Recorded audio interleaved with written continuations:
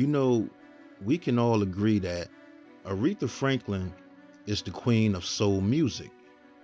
But before her, Etta James was labeled the queen of soul. She was labeled the queen of soul. 29 studio albums, 3 live albums, 12 compilation albums, and 58 singles in her music career. So many artists have said she inspired them. Diana Ross said it. She said Etta was her inspiration to sing. Amy Winehouse said Etta and Billie Holiday inspired her. Keith Richards from the Rolling Stones said Etta James had a voice that could take you to hell or take you to heaven. Janis Joplin, Rod Stewart, and many more all give credit to Etta James for their careers.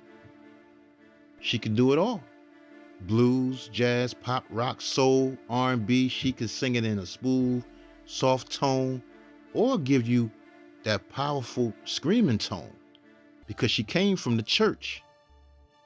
Etta said she did most of her songs in 1 or 2 takes.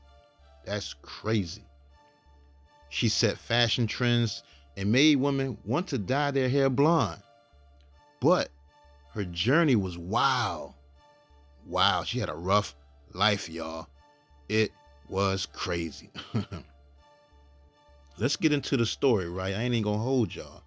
So let's get into her story. Now, Etta James' birth name is Jamesetta Hawkins, and she was born on January 25th, 1938 in Los Angeles, California. Now, see, her name, Jamesetta, actually came from her aunt Cosetta and her husband James, and they just put it all together and came up with Jamesetta. And her real mother was named Dorothy, and she had Etta when she was about 14 years old. And Etta really never knew who her father was, but she always thought it was a white pool player named Minnesota Fats. Her mother had told her that 2 other guys were the father, and look, and one of those guys even went to jail because he was much older than Dorothy, her mother Dorothy, right? But he was released from jail after the judge didn't believe he was the father because Etta looked mixed race, and he was a very dark complexioned man. But her mother Dorothy was running the streets. She was young. She's being a prostitute, hustling men, and really didn't want to raise Etta because she was just a teen herself. She was only 14 years old, and she had grew up in an orphanage herself because her mother couldn't take care of her. But anyway, so she ended up giving Etta to her landlords, some nice people, Lula and Jesse Rogers, who owned some apartment buildings in Watts. They adopted Etta and became her foster parents at that time. Now, once she got with them around the age of 5 years old, Etta started singing at church, and she became so popular that a lot of Hollywood stars and famous musicians at that time in the 1940s used to go to that church just to hear music. But, Etta started taking vocal and piano lessons from the choir director named Professor Hines and his wife. And the people in church used to go crazy when she would sing. They say, at that church, the choir director, Professor Hines, now, they say he used to hit Etta in the chest while she sang to force her voice to come from her gut. But, she became so popular locally that people started saying she was a child with a full-grown woman's voice, a child prodigy. Like I said, famous people used to be at that church all the time, and when she started to become known as a child prodigy that sounded like a grown woman singing, celebrities started to attend the church just to hear her voice. And she also lived right around the corner from singer Jesse Belvin. I did a story on him too on my channel. Make sure y'all check that out. Now, once her adoptive father got involved though and noticed all the attention that Etta was getting, he tried to exploit her and make her sing in front of his friends in the middle of the night, and he would beat her if she didn't. And he took her out of that church that she was famous in after he got into it with the choir director because he thought Etta should be paid. He wanted them to pay Etta because she was bringing in a lot of people in that church. But Lula, her adopted mother who was raising her, ended up dying from a stroke, and she ended up moving back with her birth mother in San Francisco. And once she moved back with her birth mother, she stopped singing. Etta didn't want to sing no more. And that's when she started getting into a lot of trouble at school, playing hooky, smoking, drinking, getting kicked out of schools. She had joined a gang and was hanging with all the bad kids at the time. She did time in juvenile detention too. But also around that time, she had fell in love with the blues and doo-wop music. She loved some Billie Holiday. And she was also a big fan of Ray Charles at that time too. Now living with her real mother, they couldn't get along and were always fighting, and her mother was in and out of jail a lot too, which caused 12-year-old Etta to move in with her gang member friends. And she got back to singing again though. She got back to singing again, and they had formed a singing trio called the Creolettes because they were all very light complexion. Now, by the age of 14 years old, she ended up meeting a musician band leader named Johnny Otis, and he thought her voice was beautiful and offered to add Etta and her group to his show to perform, and he would pay them like about $8 to $10 a show. And she was just happy with that, and she dropped out of school in the 9th grade and everything.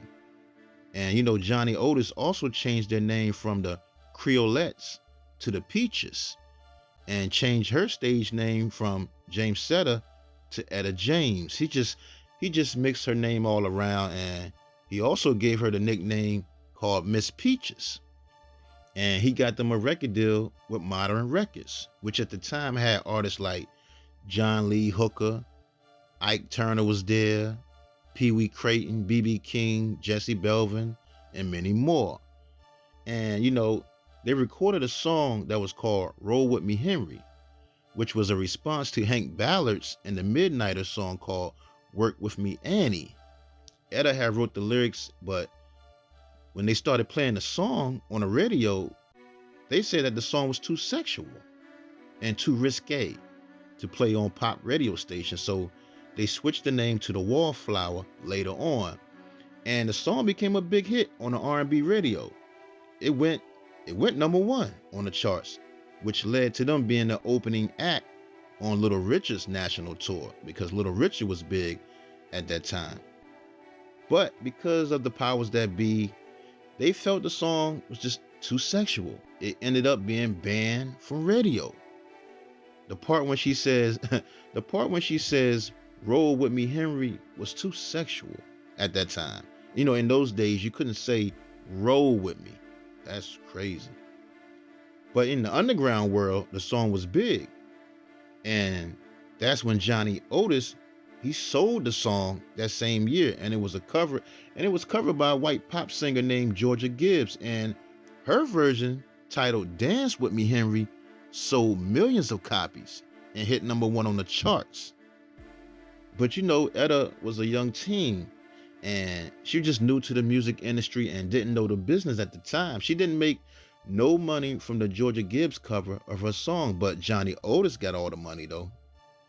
And after that, she wanted to learn more about the business side of the music industry, because people kept telling her that she should be making more money, because to the fans, her version, Roll With Me Henry, was a hit too. She was a major star, but she didn't know it. She didn't know anything about she's just so young. Being so young, she didn't know nothing about the music industry.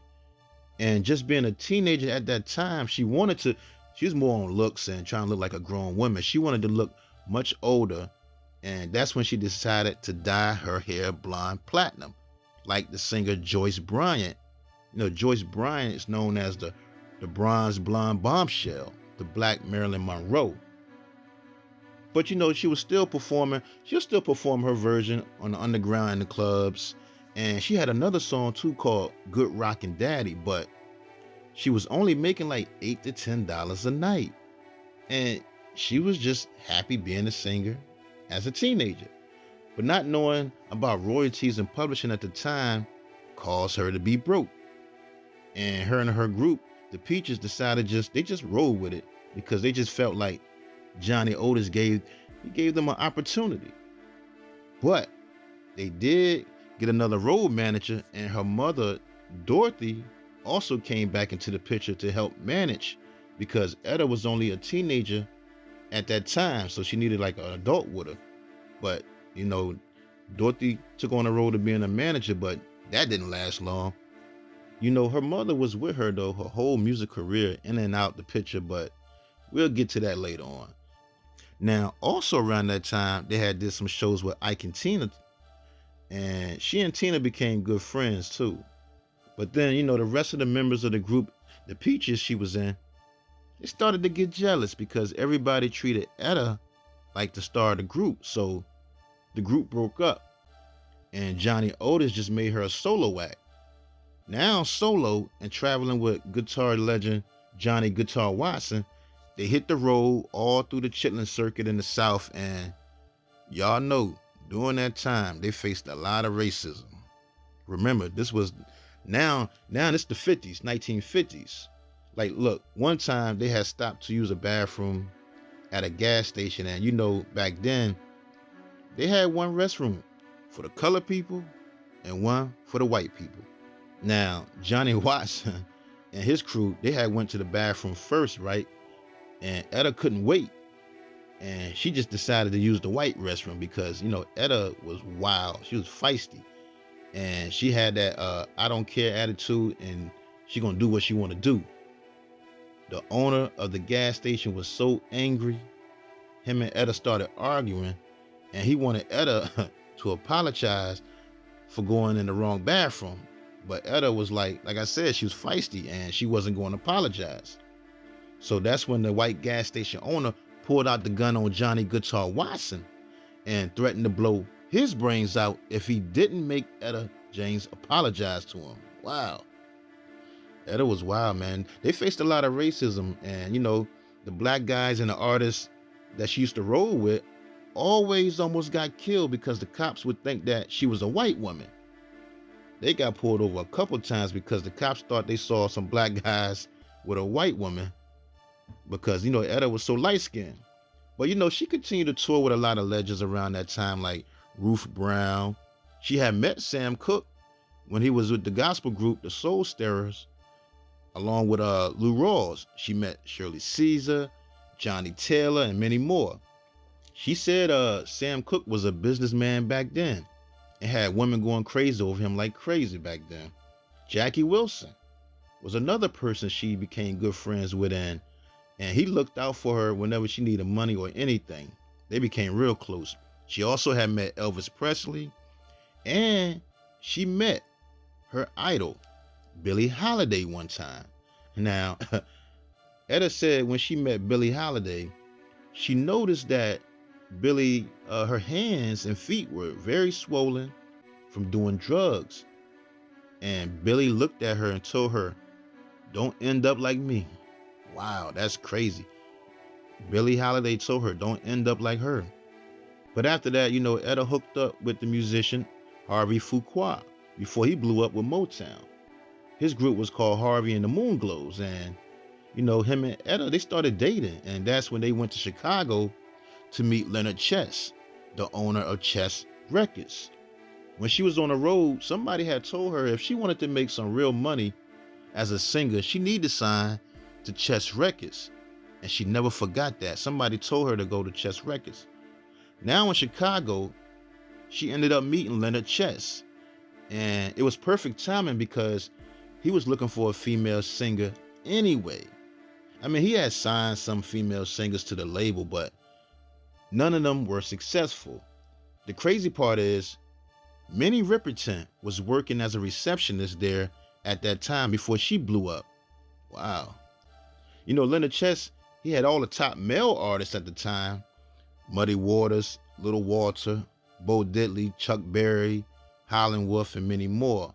You know, Etta, she said she didn't like Bo Diddley because She knew him from back when they were on the road in the South, and he had smacked her in the face one time. Wow. But anyway, look, Chicago blues was ruling the airwaves, but Leonard Chess wanted to get into the pop music world. He's trying to cross over into the pop world. And Etta was a blessing to him. And they worked out a deal to get her out of her old contract with Modern Records and Johnny Otis, and the rest is history. And look, Leonard Chess put her straight to work as a songwriter. And, she sang background on two of Chuck Berry's songs, which one was Back in the USA and Almost Grown, which also had background vocals from the Marquis, aka Harvey and the New Moonglows, featuring the young Marvin Gaye.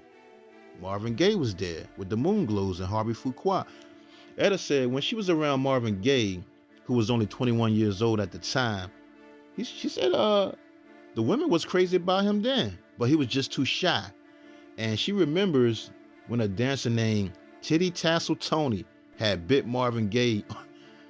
She said Titty Tassel Tony bit Marvin Gaye on his stomach because he didn't want to have sex with her. Wow. Now, Chess Records also put Etta with Harvey Fuqua as a duo group at that time. And Etta and Harvey, like I said, they was dating. And they released some songs. If I Can't Have You was a song, and Spoonful. Spoonful, which was written by Willie Dixon, was first recorded by Howlin' Wolf back in 1960. Another thing was a lot of people didn't know that during that time, Berry Gordy and Leonard Chess were actually good friends. And Leonard Chess actually lent Berry some money to help start his record company. According to Etta, she said Leonard Chess loaned Gwen Gordy, Berry's sister, $15,000 to start her own label called Anna Records. And he had sent Harvey Fuqua to Detroit to see how everything was going because he loaned him $15,000. He wanted to see how his investment was doing. So he sent Harvey Fuqua down there, and Harvey Fuqua ended up signing with Gwen Gordy. And then they started dating and became a couple, and they helped Berry with Motown Records. Wow. That's how Marvin Gaye got signed to Motown, and then he married Anna Gordon. So once that happened, Chess was like, okay, we're going to push Etta. Etta was heartbroken because Harvey Fuqua was her boyfriend, and he left her for Gwen Gordy. So Chess started pushing Etta, put her in the studio, and she recorded her first solo hit called All I Could Do Was Cry, which hit number 2 on the R&B charts and number 33 on the pop chart. The song was actually co-written by Berry Gordy and his sister Gwen Gordy. So that's why Etta sounds so emotional on that song, because Harvey Fuqua had left her for Gwen Gordy. But here's the crazy part, right? Etta said when her song All I Could Do Was Cry topped the charts, she thought she would start seeing some money. But when Leonard Chess handed her an envelope that said royalties, and she opened it up, it was a piece of paper saying she was $14,000 in the hole. Wow. Because you got to remember that, Leonard Chess did buy her out of her contract with Johnny Otis, so I don't know how much money that was, and she still didn't know the business. But Leonard Chess told her if she needed some money, he would give her like $2,000. He got her a Cadillac, bought her fur coat, rings. That was your royalties back then. And she was cool with that. It was better than her last record deal to her, so she was cool with it. But then she recorded a song that the whole world would love called At Last, which was originally written by Matt Gordon and Harry Warren for the musical movie called Sun Valley Serenade in 1942, and first performed by Glenn Miller and his orchestra in 1941, and later by Nat King Cole in 1957. But At Last, that song, it hit number 2 on the R&B charts and crossed over to pop radio, which is what Leonard Chess wanted, and it hit number 47 on the Billboard Hot 100. On November 15th, 1960, they released their debut album at last, and it was certified gold with the help of some other singles on there like Trusting Me and My Dearest Darling. Now, also around that time, Etta had met another one of her idols, which was Dinah Washington, who came to see her perform in a club one night, right? And, Etta was so excited to see her in the club, waiting for her to come out. So Etta decided to, show some love, sing one of her songs, which was called Unforgettable. It was a Dinah Washington song called Unforgettable, just to show her some respect that she was in the crowd and wanted to hear her. But Dinah Washington went off on Etta, started breaking glasses, plates off the table, was pointing at Etta, screaming, calling her the B word, and told her, don't you ever sing the Queen's song when the Queen is right in front of you. Wow. And Etta said she just ran off stage crying like a baby, man. She was so hurt that her idol, Dinah Washington did that. Dinah Washington did come back to her dressing room and apologize. And she told Etta she was sorry.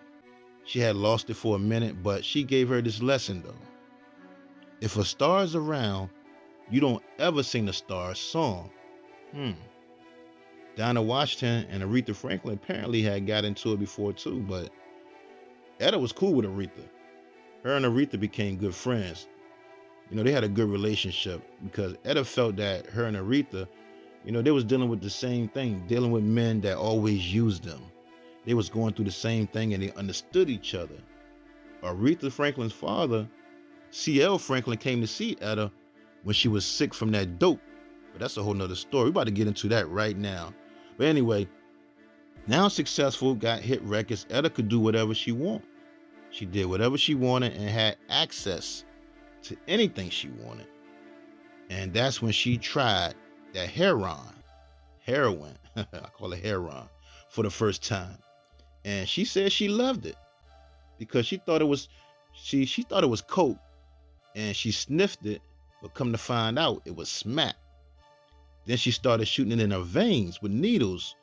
And one reason she loved it so much was because she lost a lot of weight doing it, because she was chubby at the time. But at that time, she was, when she got on that heroin, she was out of control.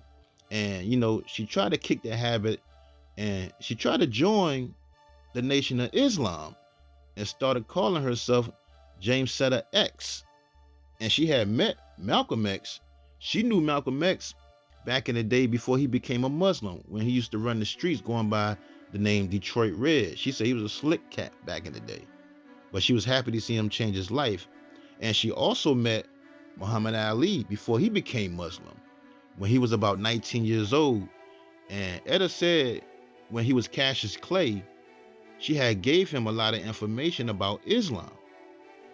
And the next thing you know, one day, he showed up to a hotel as Muhammad Ali, and he brought Malcolm X with him.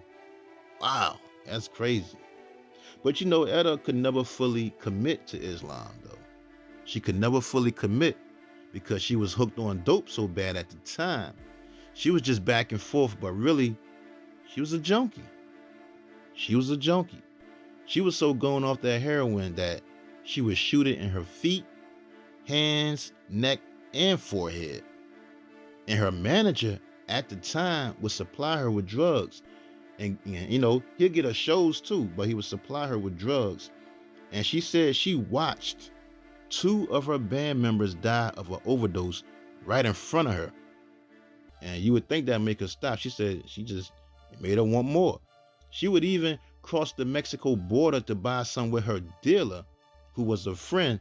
And if she didn't have any money, she would pawn her band instruments just to get a fix. Wow. Now, another person she didn't like around that time, Etta said she didn't like James Brown because she felt he was too controlling and a dictator who always was trying to find his staff if he was late for his show or something. And they didn't get along. Etta said one time she had did James Brown a favor by filling in because one of his singers didn't show up or something. So she filled in for one of his singers. and James Brown had sent her out to get some socks or something. And she said she came back a couple minutes late, and James Brown told her she was fired. Like she was one of his artists or something. She was like, I'm filling in, I'm just helping. And then James Brown tried to get his bodyguard to intimidate her with the gun. But that's when Jackie Wilson took up for her that night because he was also on the bill. Jackie Wilson told James Brown, if Etta goes, then I go. And that's when James Brown, changed up, calmed down, because Jackie Wilson, Golden Glove boxer. They say Jackie was nice with them hands and loved to fight.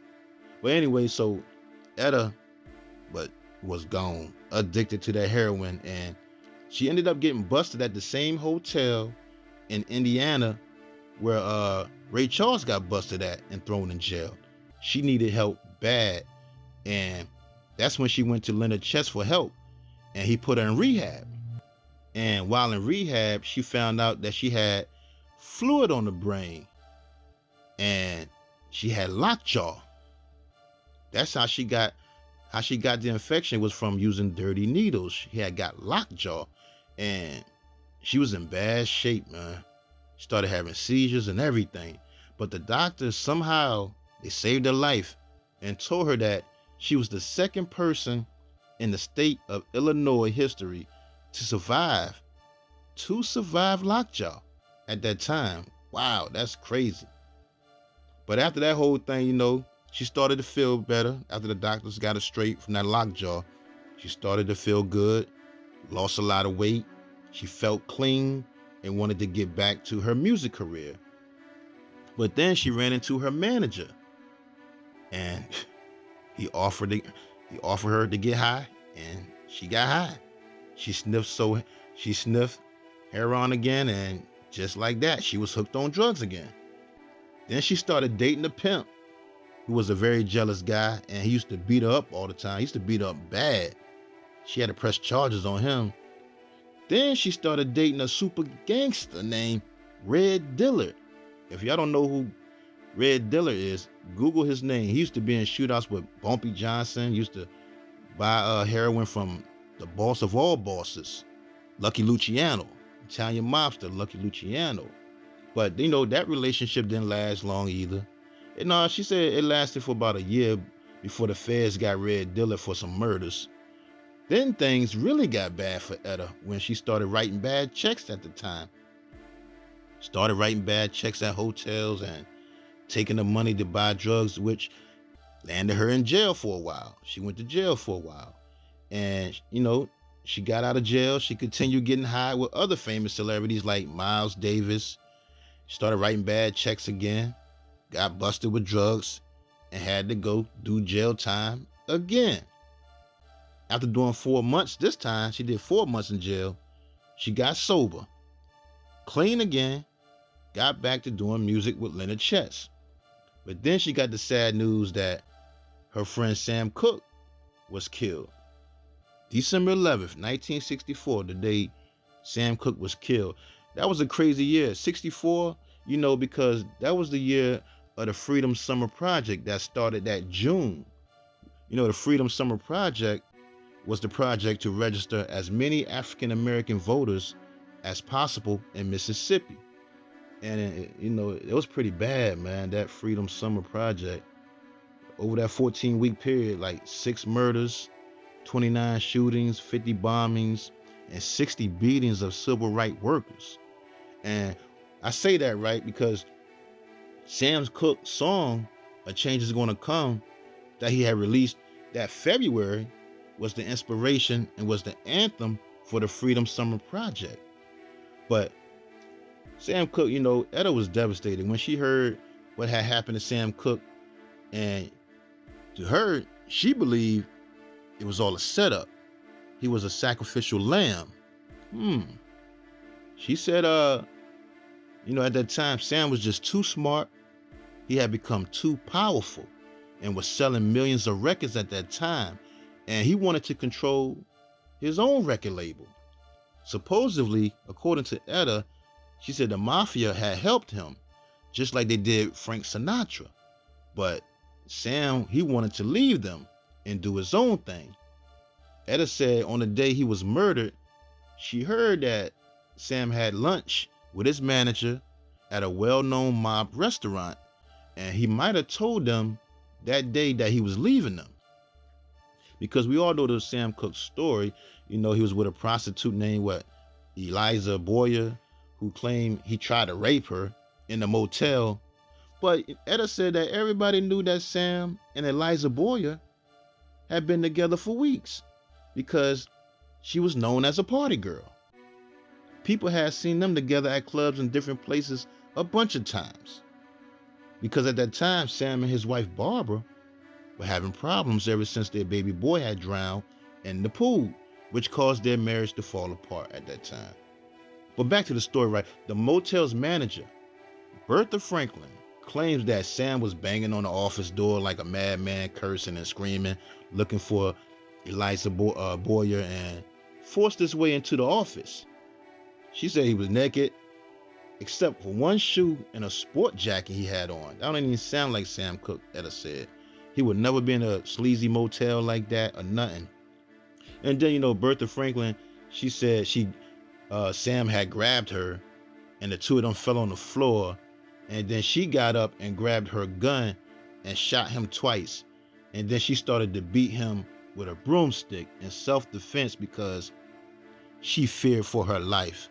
Man, I gotta get to that Sam Cooke story.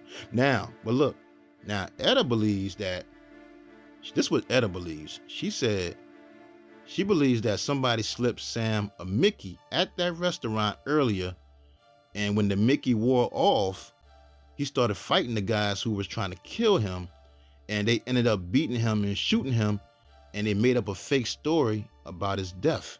Wow. And she said, Etta said at the funeral, it looked like Sam's head had been disconnected from his shoulders. His hands looked broken and crushed. His nose looked broken, bruises on his head.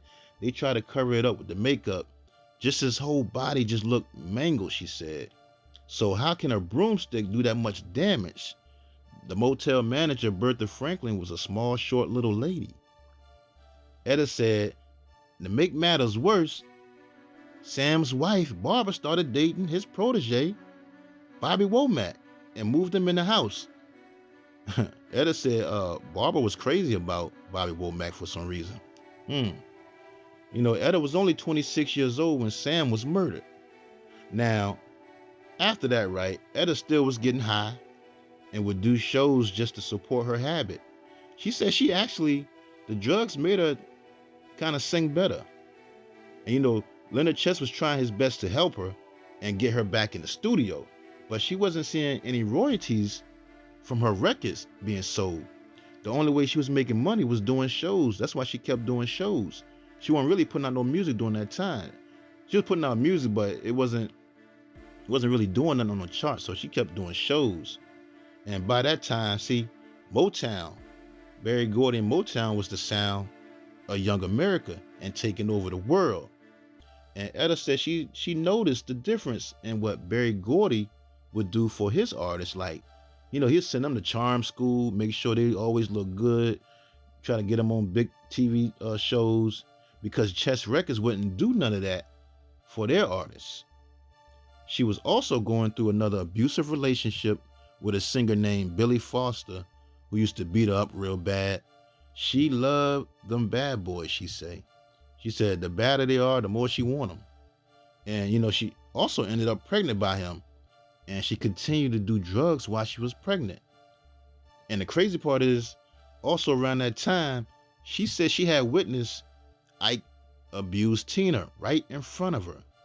Now, she said one time, her and Tina was in her dressing room, and Tina was showing her a diamond ring that Ike had bought her, right? And when Ike came in the dressing room and saw her showing the diamond ring, he punched Tina right in the face, bent her hand back so bad, snatched it right off her finger, and snatched the ring right off her finger, according to Etta. Etta said Tina's face started to swell up instantly. Wow. Now here's the crazy part. Etta said for some reason, she was attracted to Ike Turner.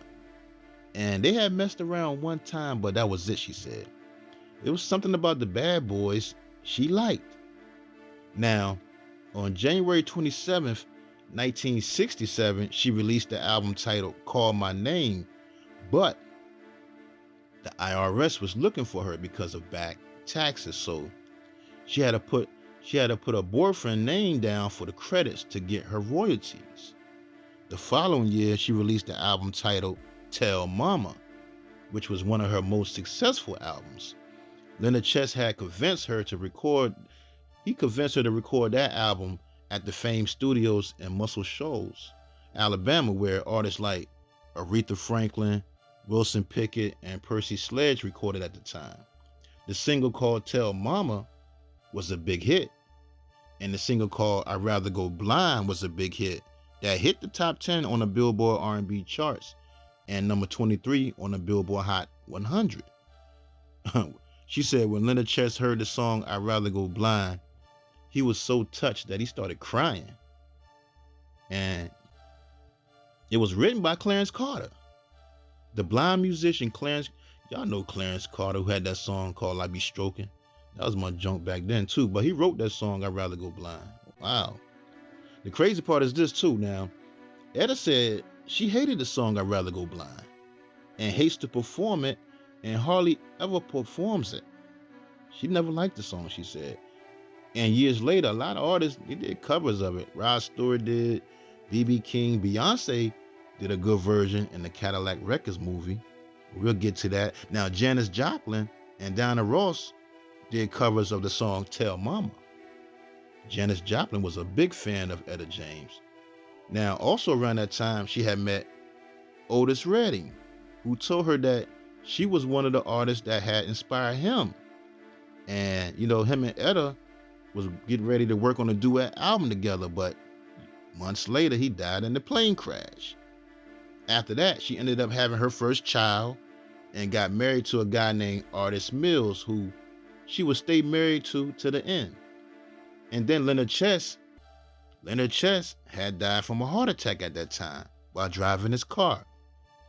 And times got rough for her again. And it got so rough, man, she got her husband, Artis Mills, hooked on heroin. And she and her husband, when they was doing drugs together, they did anything to support their drug habit. They was doing robberies. She went back to writing bad checks and everything, but they ended up getting caught. And her husband took the blame. He took the blame for all of it and had to do 10 years in prison. So after that, another person took over Chess Records after Leonard Chess had died. And, Chess Records was family to her. They wanted to help Etta get off drugs. So they gave her a desk job there at their office in New York and paid for her rehab classes. But then she got hooked on meth and was arrested because she had warrants in Texas and California at the time. In 1973, she released her self-titled album, which hit number 41 on the Billboard R&B chart and was even nominated for a Grammy Award. And the single she had out, You Can Leave Your Hat On, was big on the radio. But she still had to go to court. Like I said, she had those warrants. She had to go to court. She was actually facing a lot of jail time, but the judge showed mercy though. He showed mercy and realized her problem was that she was a junkie. She was a junkie at the time. And instead of sending her to prison, he sent her to rehab instead. And she really cleaned herself up this time now. When she went to this rehab, she cleaned herself up.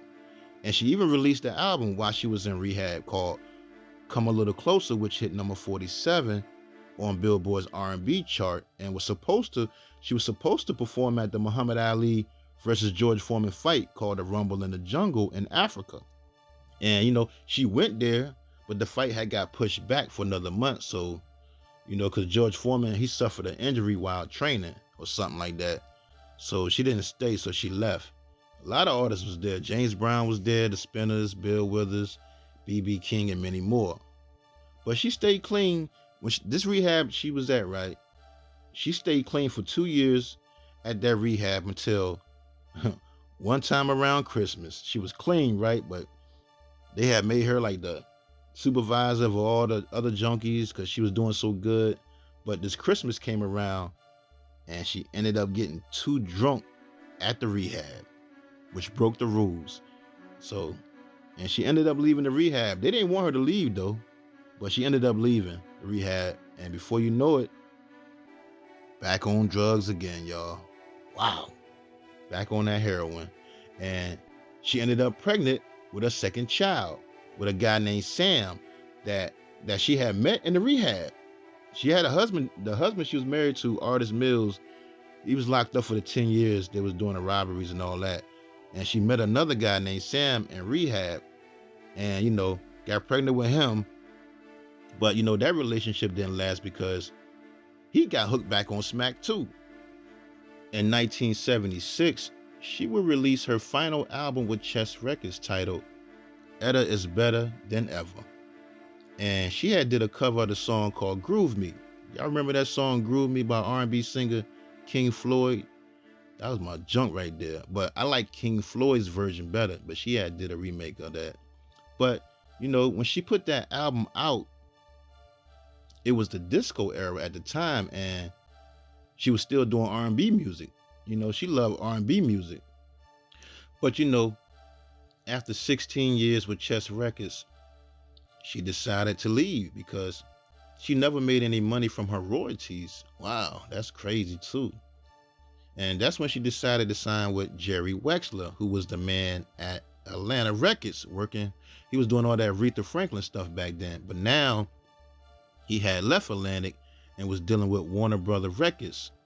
So she got with Jerry Wexler and she released her 13th studio album titled Deep in the Night. And also, she ended up being invited by the Rolling Stones to open up for them at the Montreux Jazz Festival.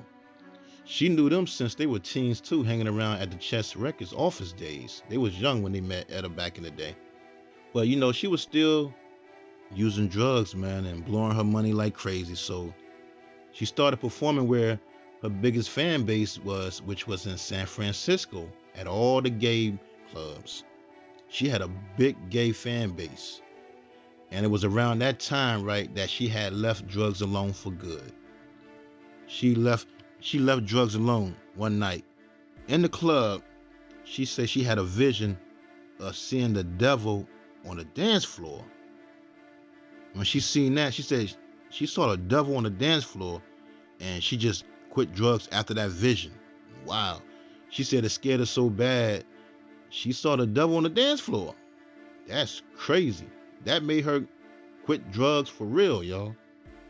That vision right there. And she got clean and sober, took charge of her career, and in 1984, she was asked to sing the national anthem at the Olympic Games in Los Angeles. She realized that staying off drugs just brought more positive things to her. And now she was seeing real money too. After all those years of not making money, because a lot of the people loved the blues, right? Everybody was trying to book her for gigs because the blues was coming back. The blues was making a comeback, and it was the white audience that loved the blues at the time.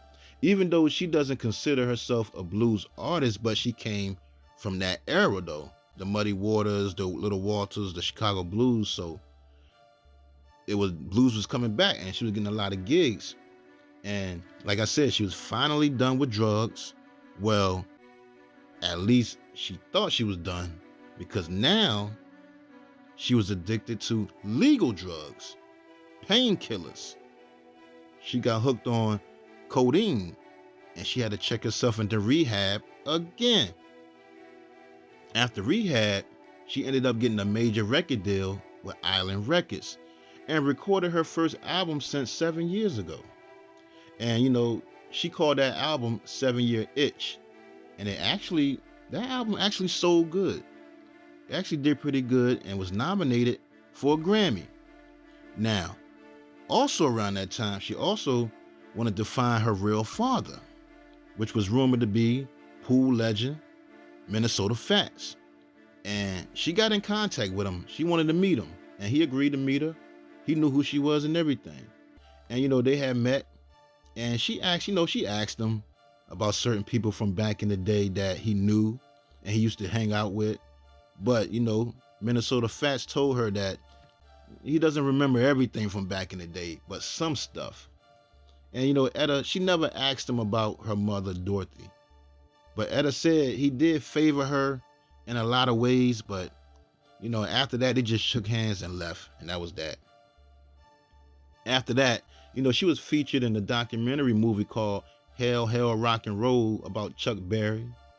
She was in the movie Tap, featuring Gregory Hines with Sammy Davis Jr. And she did a bunch of movies at that time.